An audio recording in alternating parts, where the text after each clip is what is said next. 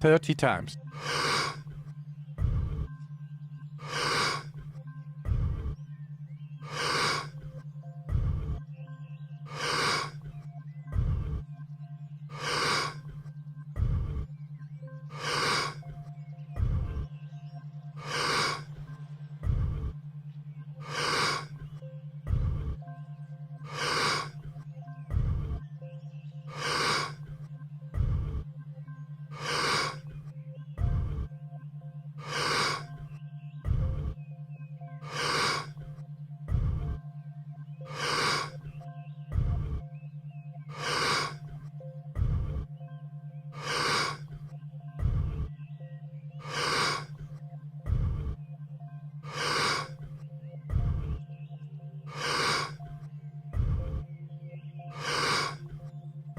Ten times more.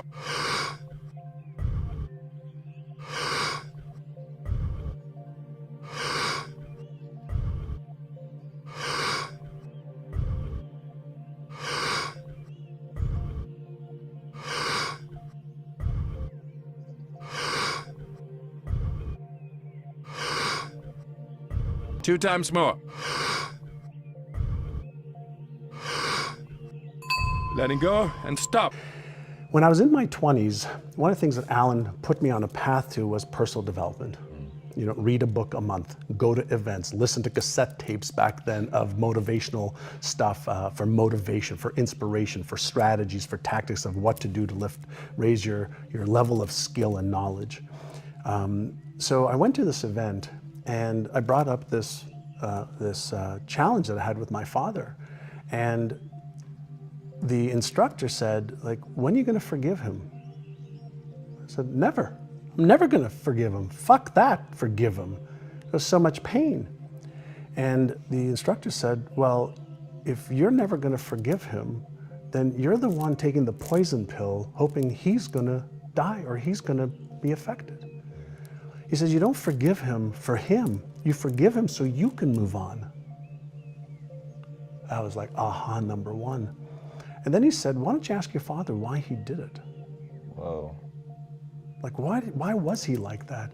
And so when I mustered up enough courage on the phone with my father, I said, Dad, like, how come you never said, I love you?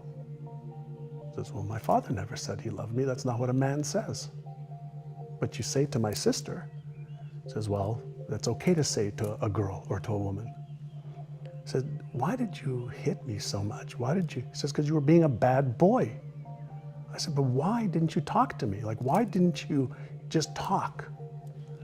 And he says, well, because my father hit me too. I had to put you in your place. I had to teach you the right way to stop the behavior. And it was at that moment that I realized he just didn't know better. That's what he learned, was the process to try and help me. So he's not a malicious human being. He's a kind, loving, caring man.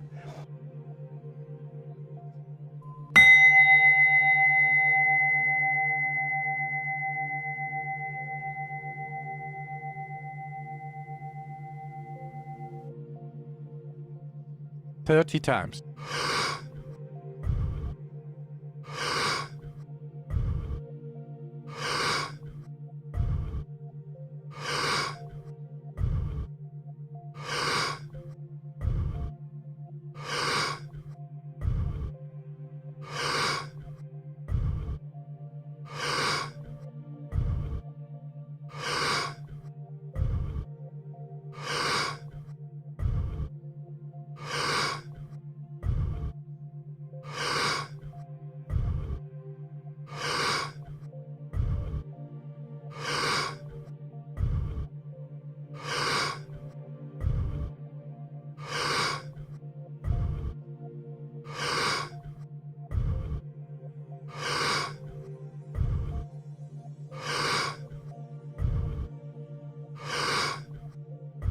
Ten times more.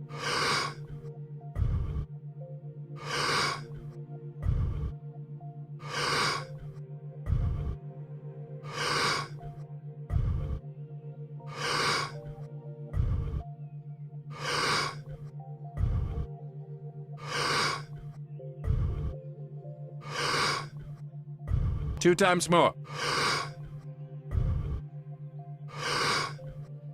Letting go and stop. But he was taught to get compliance hit so the pain will cause you not to do it again.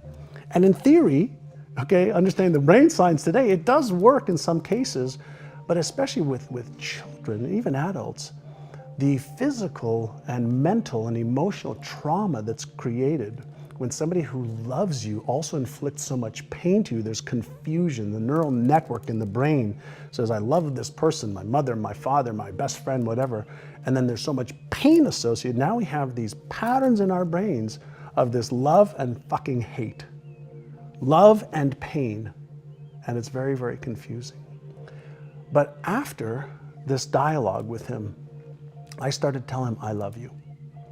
And it took 3 years. I used to call him every week. Wow. I started telling him, I love you, Dad. Hang up. I love you, Dad. Hang up. I love you, Dad. Hang up. Then one day he says to me, I love you too, boy. And then he has never not said I love you to me, my brother, or my sister since then. Wow.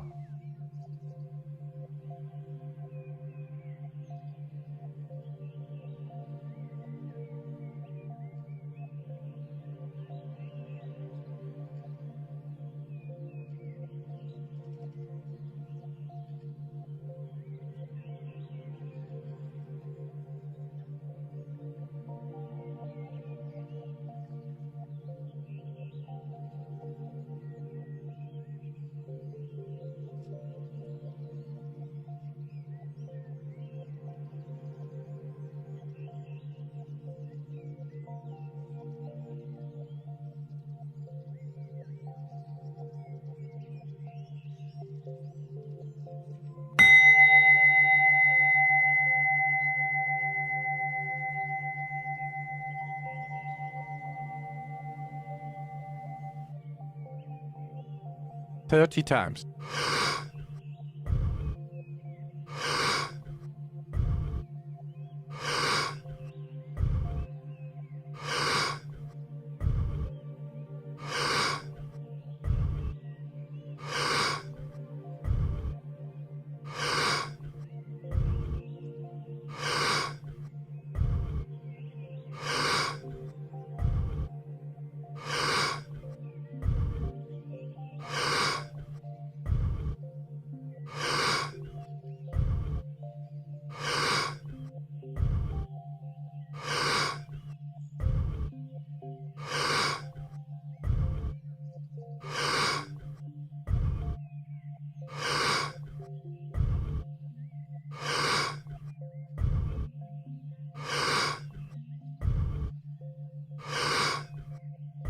"10 times more.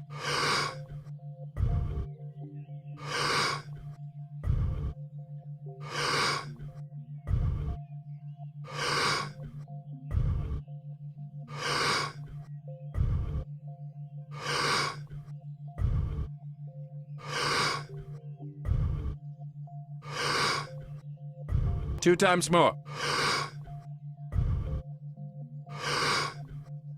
Letting go and stop. Let me come back to the Alan Brown story. When I came back that following couple of days with my goals, and he asked me committed or interested, I said I'm committed, shook my hand.